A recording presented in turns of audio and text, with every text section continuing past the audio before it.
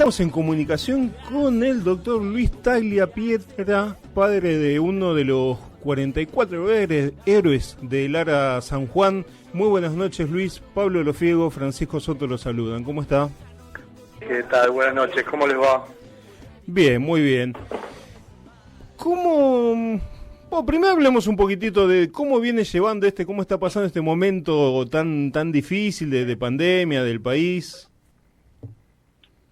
Bueno, creo que como todos los argentinos, ¿no? Con mucha preocupación para empezar, con obviamente diversos problemas y tratando de cuidarnos. Por suerte, tanto yo como mi familia no hemos tenido ningún problema de salud, pero sí, con mucha preocupación. Realmente mucha gente cercana ha sufrido la enfermedad y nos ha tocado algún fallecimiento también, así que es para tener mucho respeto, ¿no? A veces cuando uno ve en algunos, no solamente políticos, sino colegas tuyos y otros personajes que minimizan esto, realmente de una irresponsabilidad muy grande. Ahora, bueno, nos toca en este contexto seguir trabajando, seguir luchando, que no es fácil, no fue fácil, ni es fácil, pero bueno, lo que nunca podemos hacer es bajar los brazos, ¿no? Exacto, nunca bajar los brazos y en este momento donde prácticamente iba a parecer que no pasaba nada, salió a la luz las escuchas por parte de la AFI. Cuando empezaron a sonar el tema de las escuchas, medio como que se la veían venir, los tomó por sorpresa, sospechaban algo. Un poco de todo. O sea, nosotros sospechábamos ya allá por principios del año 2018 porque tuvimos distintos síntomas, ¿no? de que nos estaban espiando, fundamentalmente con algo que no tiene relación con el contenido de la denuncia del AFI, pero que seguramente de una forma u otra, ojalá que podamos probar, que estuvo relacionado más con los teléfonos y los correos electrónicos, donde, bueno, tuvimos distintos inconvenientes, comportamientos extraños, archivos desaparecidos, ingresos no autorizados a los correos electrónicos, etcétera. Cuando esto le pasa a una sola persona, vos podés pensar que, bueno, que producto de la mala o la poca pericia de esa persona a la hora de manipular el teléfono o las computadoras, pero cuando les pasa a gran parte de un mismo grupo, como fuimos nosotros, vos ya entendés que no es ni casualidad ni impericia de nadie, ¿no? Esto lo hemos denunciado oportunamente y lamentablemente cayó en saco roto. Entonces, cuando empezó este tema, ¿no? de los archivos encontrados en la AFI, que si recordás empezó ahí en el juzgado de Lomas, después hubo por otros contenidos, se formó la otra causa en Dolores. Nosotros consultamos porque pensábamos que podía haber alguna conexión. Si bien siempre pensamos fundamentalmente que el espionaje que sufrimos podía estar más relacionado con la inteligencia militar y no con la AFI, porque acordate que la AFI, que la ETSIE, no es solamente la única Secretaría de Inteligencia. La Armada tiene la propia, el Ejército tiene la propia, la Fuerza Aérea tiene la propia, las policías tienen la propia, o sea, hay una cantidad de espías impresionante. Sí. Entonces, pero bueno, pensamos que por ahí podía haber algo. La verdad que por lo pronto hasta ahora no habíamos tenido ninguna respuesta positiva y bueno, como vos bien describís, la denuncia efectuada en Mar del Plata por la doctora Camaño la interventora de AFI, en este contexto fue sorpresiva. No sé si me comprendés. Sí. En ese contexto fue sorpresiva, en esto de, claro, que no parecía que no pasaba nada, no había nada, y de repente apareció este material. Así que, bueno, esto de alguna manera confirma parte de nuestras sospechas, ¿no? Luis, te quería preguntar por el proceso de búsqueda del submarino. ¿Cuán importante fue la unión de ustedes como padres para que la búsqueda avance y se acelere? Y yo creo que fue fundamental, aunque no hubo una unión, la verdad, voy a hacer una confesión, pero no hubo nunca una unión de las 44 familias, lamentablemente. Los que pusimos el pecho y la espalda acampando en la Plaza de Mayo fuimos de hecho un grupo minoritario que logramos de alguna manera rodearnos de amigos, rodearnos de gente que sin ningún tipo de interés nos fue a acompañar, nos fue a apoyar y demás, y esto y digamos con el único objetivo de poder encontrar a los chicos, mantuvimos esta postura o esta imagen de unidad, pero lamentablemente desde el poder político, si se quiere, también desde la propia Armada, desde el día 1 han pujado por dividir a las familias, así es que acallaron algunas esposas o madres simplemente con el discurso del honor y otro tipo de cuestiones que me entiendo no tienen relación con los planteos nuestros. A otras lisa y llanamente las compraron con pequeños gestos, a colaborar con una mudanza o colaborar económicamente con esto o aquello. A otros le fueron dando algunos puestos laborales, etcétera. Así rápidamente fuimos siendo cada vez menos, y hoy ya somos muy pocos los que seguimos esta lucha por verdad y justicia, pero bueno, con la fortaleza de los 44 chicos, ¿no? Ellos son los que nos sostienen, los que nos dan energía para seguir luchando. Lamentablemente lo que hagan sus familias corre por cuenta de ellos y por cuenta de sus conciencias. Y algo que nos pasó desde el hallazgo, que también fue un hito encontrar al submarino, fue que, bueno, que yo en particular dejé de insistir. O sea, durante mucho tiempo, un año, intenté revertir estas cuestiones y generar una unión, pero después del hallazgo, en lugar del hallazgo unirnos más, muy por el contrario, muchos compraron el discurso de ya está y no queremos saber nada más, y nos falta algo que no sé si es más importante, pero que también es muy importante, es llegar a la verdad, y a partir de la verdad la justicia. Y es un camino que va a ser mucho más largo que el camino de la búsqueda y el hallazgo. Pero bueno, aunque quedemos poquitos, vamos a seguir luchando hasta el final. Vos decís llegar a la verdad y sí, la verdad que saber qué pasó, saber qué fue lo que ocasionó eso, todavía está claro. Todo muy turbio, muy en la nebulosa. ¿Cómo viste? Porque uno de afuera iba escuchando, iba viendo conferencias y bueno, no estaba ahí en el tema y se enteraba lo que transmitían. ¿Cómo viste vos desde adentro el manejo de las Fuerzas Armadas con respecto a la comunicación, a las novedades, a las cosas que se iban sabiendo del Ara San Juan? Bueno, mirá, claramente fue... Lo que pasa es que por ahí decir que fue desastroso es ponerlos en un lugar que pareciera de impericia, ¿no?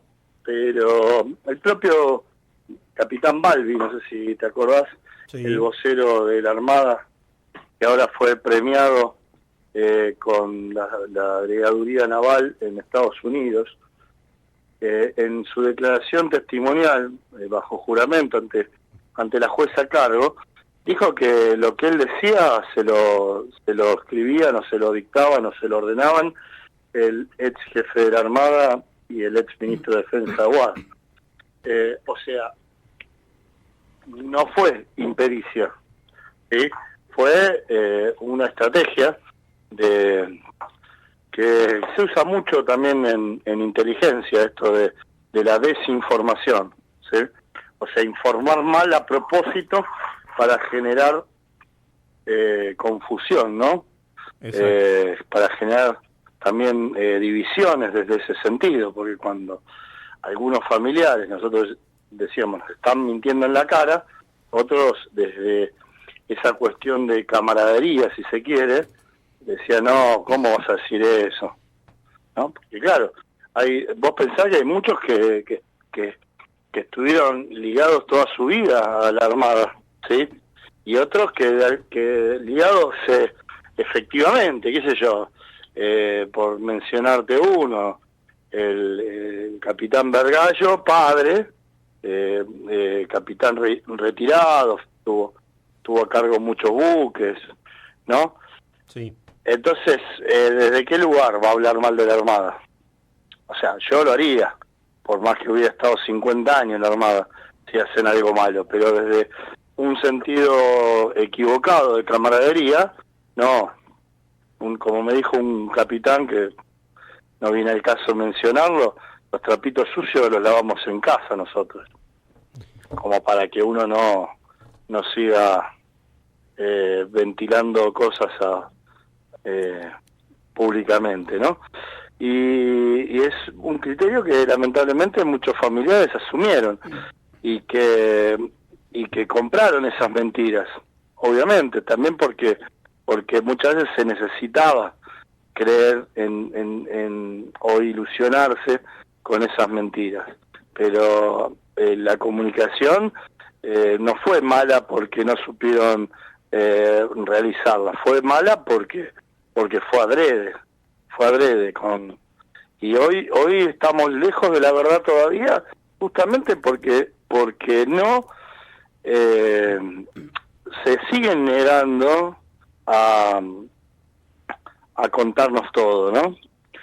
Hay mucho miedo, algunos que incluso quieren hablar, tienen miedo y eso genera también para nosotros muchos interrogantes, porque ¿por qué tienen miedo? ¿Es un temor reverencial simplemente o sustentado en cuestiones fácticas? Bueno, algunas cuestiones fácticas pasaron, por ejemplo, algunos suboficiales que se animaron a contar algunas de las cuestiones con las que entendían que no estaban de acuerdo, fueron sancionados.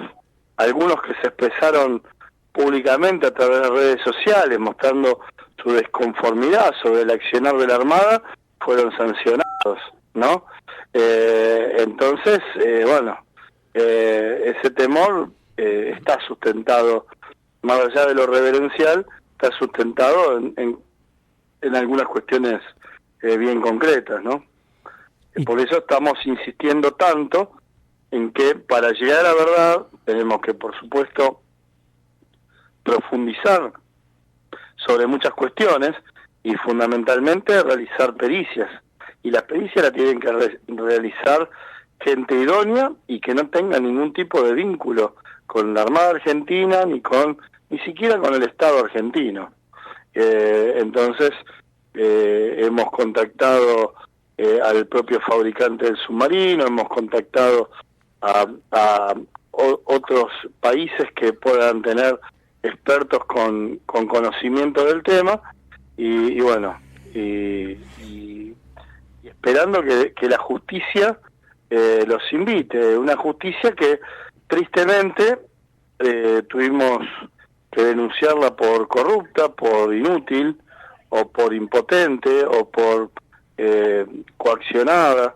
Todavía no sabemos bien a través de qué medio lograron que la justicia no haga lo que tiene que hacer. La realidad es que a casi 3 años de la desaparición de los chicos, la causa que investiga la desaparición del Lara San Juan está paralizada porque la jueza Cargo entendió que no había nada más para investigar, que no había nada más para hacer, cuando es grotescamente evidente que hay muchísimo todavía por hacer, ¿no? Así que bueno, así estamos.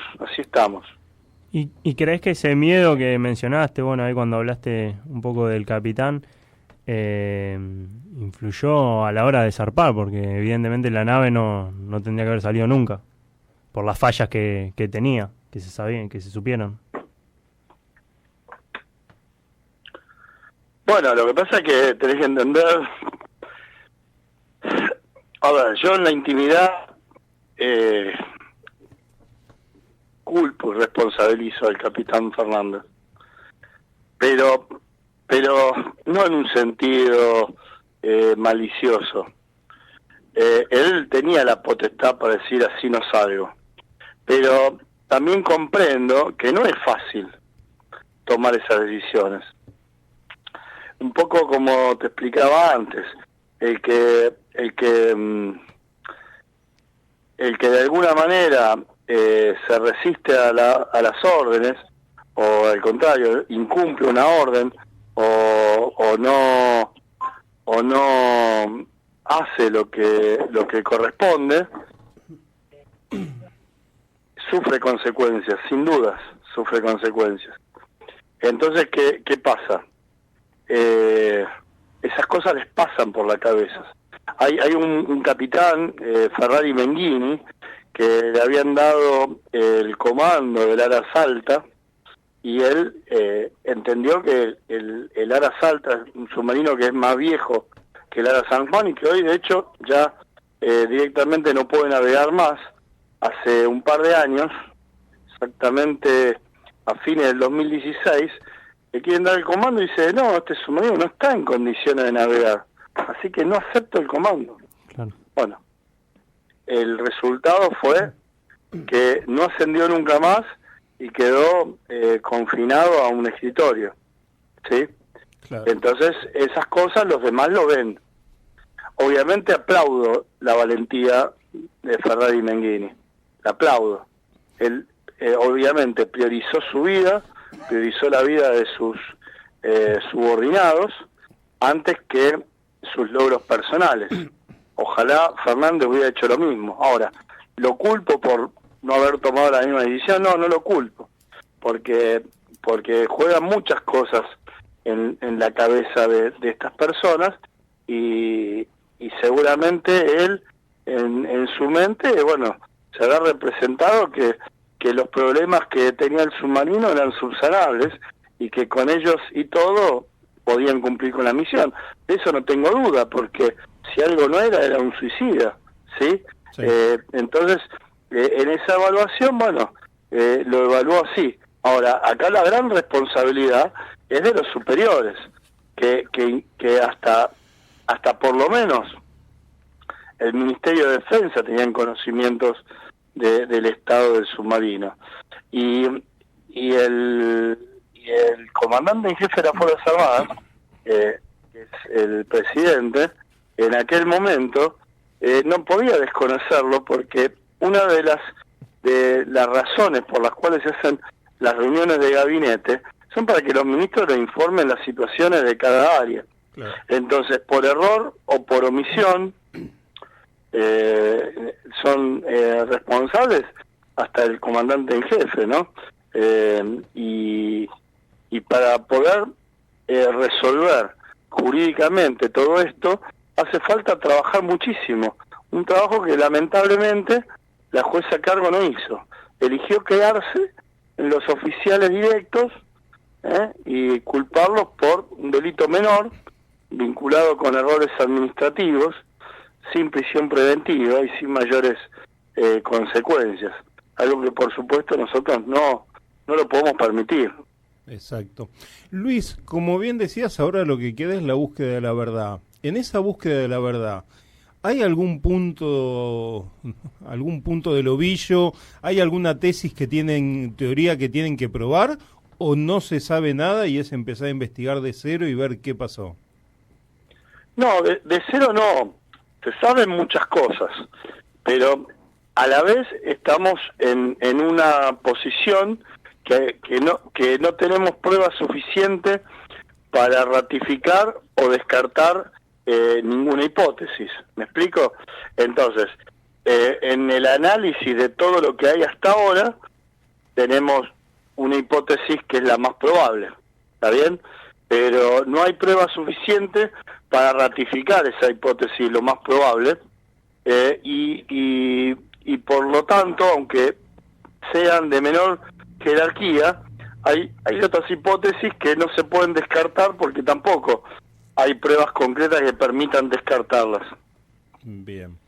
Luis, hay sí. pruebas tal vez indirectas, pero que la sola apreciación mía de la jueza o de cualquier abogado no tiene ningún digamos sustento. Esas cuestiones las tienen que resolver expertos, ¿sí? Exacto. Como te decía antes, expertos de verdad, que sepan de verdad de submarinos. Ni siquiera estamos hablando de barcos, porque el que sabe de barcos acá en la Argentina, hay muchísimos y buenísimos ingenieros navales que además son peritos, que saben de barcos. Incluso el 90% saben de barcos civiles, saben de barcos mercantes, ¿sí? Sí. El barco de guerra tiene otras características y el submarino tiene características muy específicas. En Argentina no tenemos expertos, ingenieros navales expertos en submarinos. ¿Me explico? Sí, Entonces, necesitamos eso para que vean las imágenes del hallazgo, para que vean manuales operativos, para que vean otra documentación y que eventualmente hasta vean restos en tierra. Hoy tenemos la posibilidad y la tecnología para retirar los restos del fondo. No sé, todos por ahí no, porque la parte del casco es muy costosa. Se puede, pero es muy costoso retirarlo y hoy creo que la situación de nuestro país no lo permite, pero pequeños restos sí, que por ahí nos podrían dar también ciertas certezas de qué es lo que pudo pasar, pero todo eso no sirve que lo vea yo, que lo vea la jueza, que lo vea el fiscal, que somos abogados y que hemos aprendido algo, si se quiere. Yo hablo por mí, la jueza y el fiscal dudo, algo aprendimos en este tiempo para poder por lo menos hablar en el mismo idioma, pero no estamos ni remotamente cerca de poder dar una visión técnica y científica acerca de eso. Entonces, sin peritajes es absolutamente inútil. Mira, para redondeártelo y terminar con esto, es como si en una investigación por un homicidio, ¿sí? Sí. El abogado, el juez o el fiscal pretenden determinar la causa de muerte viendo el cuerpo, ¿sí? Sí. Por más que vos lo mires, incluso si tiene, no sé, se le ven orificios de bala, poder presumir que fue asesinado de algún disparo, vos necesitas necesariamente del médico forense que le haga la autopsia y te diga de qué se murió. Creo que esto grafica claramente la diferencia en el asunto, ¿no? Y es lo que nos falta, y es fundamental, es trascendental, no es indiscutible esta necesidad para poder arribar a una verdad jurídica lo más aproximada posible a la verdad material que no sabemos si alguna vez la sabremos, ¿no? Esperemos que alguna vez se sepa, esperemos que esa verdad llegue, esperemos que estos héroes tengan su merecido descanso y que también la tranquilidad de todos ustedes que están buscando esa verdad llegue. Te agradezco por esta comunicación y bueno, será hasta la próxima, Luis. No, por favor, agradecido soy yo y a disposición cuando quieran. Dale, cómo no, un abrazo grande. Abrazo grande, perdón. Y así pasaba el doctor Luis Tagliapietra, padre de uno de los 44 héroes del Ara San Juan.